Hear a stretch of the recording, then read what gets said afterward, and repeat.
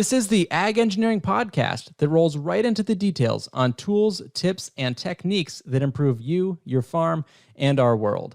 I'm your host, Andy Chamberlain from the University of Vermont Extension, and this podcast is sponsored by Northeast SARE. Thanks for listening. Well, welcome back to you longtime listeners, and welcome to the new listeners of this show. It's been a little while since I've put out an episode, but travel restrictions have lifted this summer, and I've been able to get out and talk with a few farmers again behind the mics. And it's been a lot of fun to talk with these growers and get out in the field. So here's some new entertainment for your listening pleasure. Let's get right into the first episode at Old Road Farm. Today, we are in Granville, Vermont with Gabby and Henry of Old Road Farm. They've been farming since 2015, and now they're up to around 3 acres of production in Climate Zone 4B. They sell to farmers markets, a co-op, CSA, as well as their farm stand, and they're bringing in about $100,000 in sales. Gabby and Henry, welcome to the show. Hi, Andy. Thanks, Andy. If you could describe your farm in one sentence, what would you say? We are a diversified organic vegetable farm with a focus on salad greens. Now, today we wanted to talk about your stone barrier. It's something that I saw pop up on Instagram, and it looks like a unique tool. So if you could tell me a little bit about it, what is a stone barrier? Yeah, sure. So basically it's a reverse tine rototiller.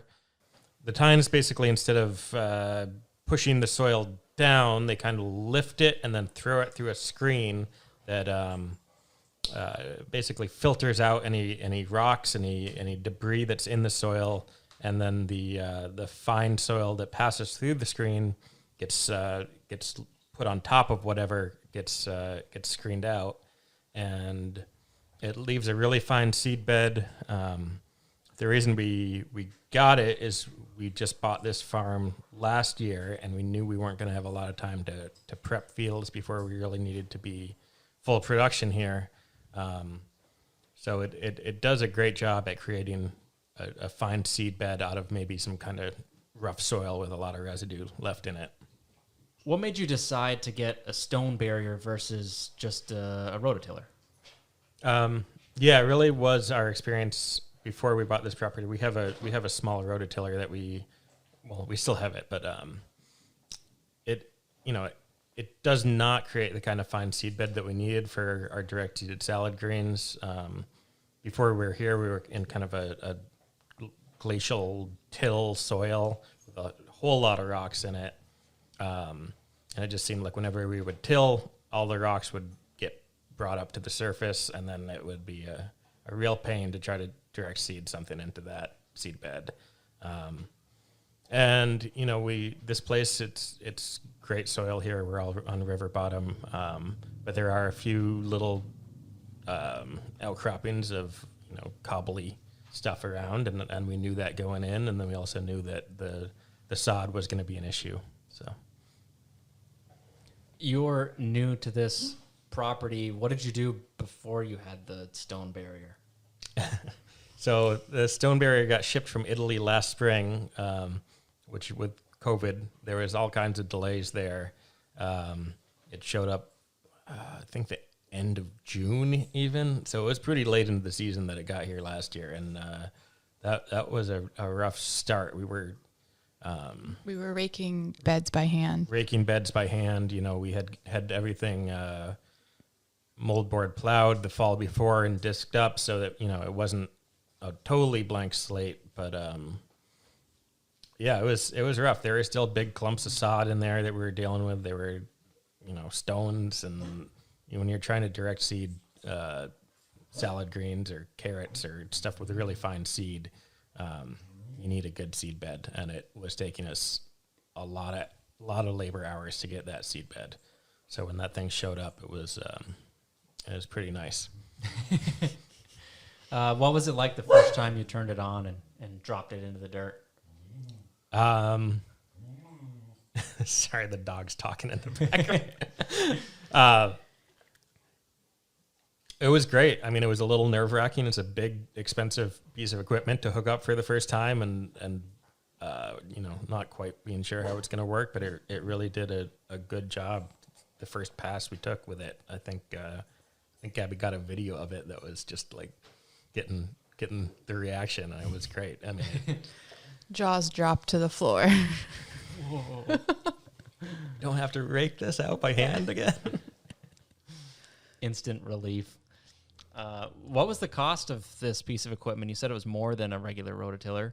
Yeah, I think all told with shipping and everything, it was around $10,000. And how big of a unit was this model? It's one of the smaller units they make. It's a G25 170 is the number on it. It's sized for our tractor, which is about a 48 horse tractor. So our tractor runs this unit no problem.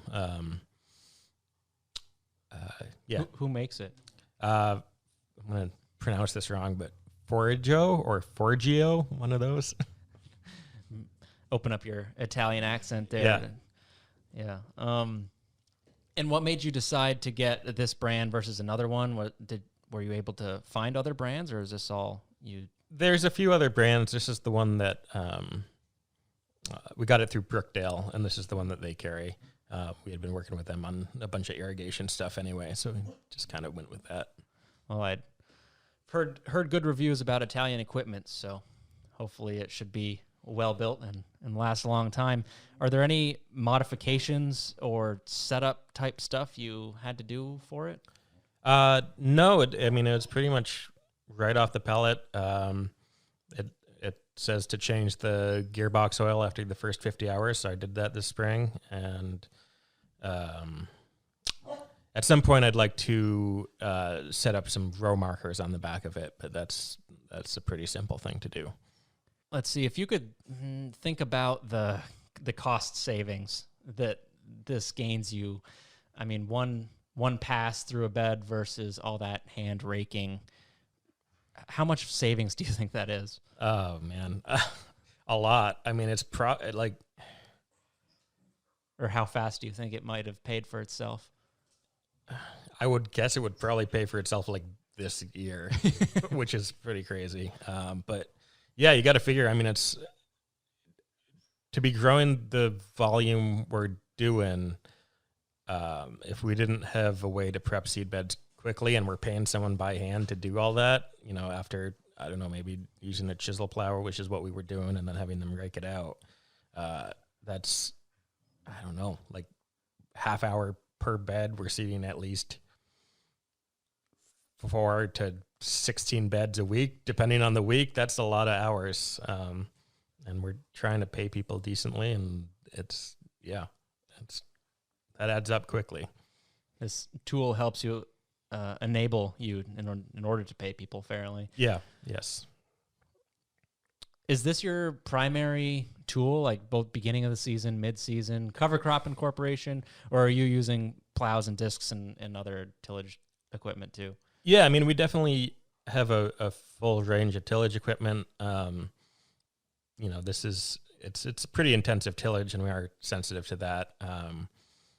So I'd say we use it when we feel it's called for, when we do have something to incorporate, if we have a bed with a lot of trash on the top that we need to flip quickly. So I think our general tillage regime is to, we have a ripper cultivator chisel plow that we use first off in the spring, just kind of lift things up, and then maybe run a pass with this. Yeah, that's kind of generally what we've done. And then for our greens, we either no-till the second round after mowing off residue and tarping it. We've had some kind of mixed success with that.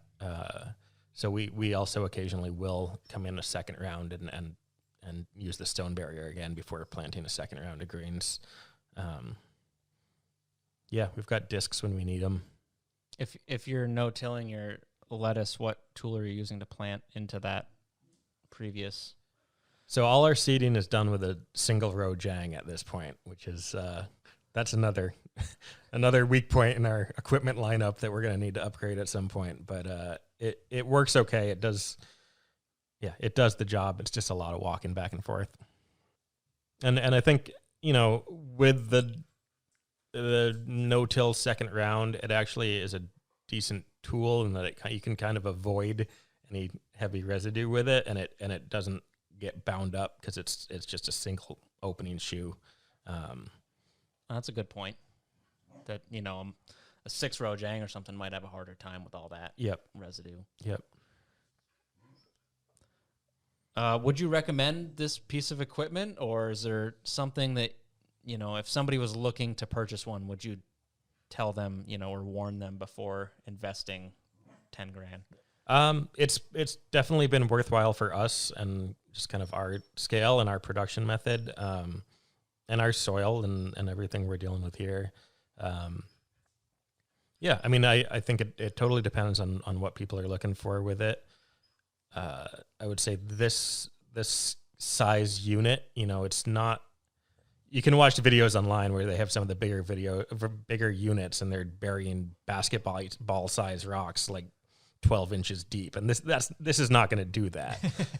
It's run on a 45, 50 horse tractor, and it's just not going to handle that size rock. So if you're dealing with that, you might need to do something else. But if we're incorporating cover crop and stones smaller than a basketball or smaller than a baseball, maybe this does a great job. It's a little slow. We run it like about 0.8 miles an hour.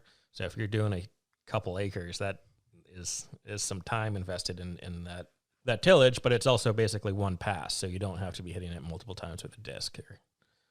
Is there anything else about the stone barrier that you want to share? So far, it just seems like a well-built machine. No problems with it so far. It's done well for us. It's been great because I was the one that was raking the beds by hand, so I love it.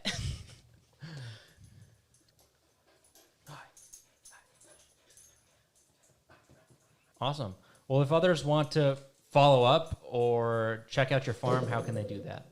All our contact information is online. Our website is oldroadfarmvt.com, and I think that has our emails and phone numbers listed there. So feel free if people want to reach out and ask questions or come see things. We're happy to share.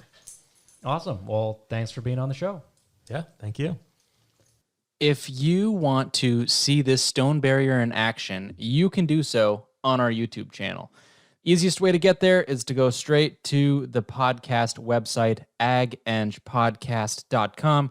That's where the show notes are, where you can find the links to Old Road Farm. You can see the YouTube channel, or you can even leave me a voicemail right there on the homepage. Real easy. You can do it right from your phone. So if you've got some feedback you'd like to share, I would love to hear it. Again, that's agengpodcast.com for the podcast website. Thanks for listening, and I hope you have a great day.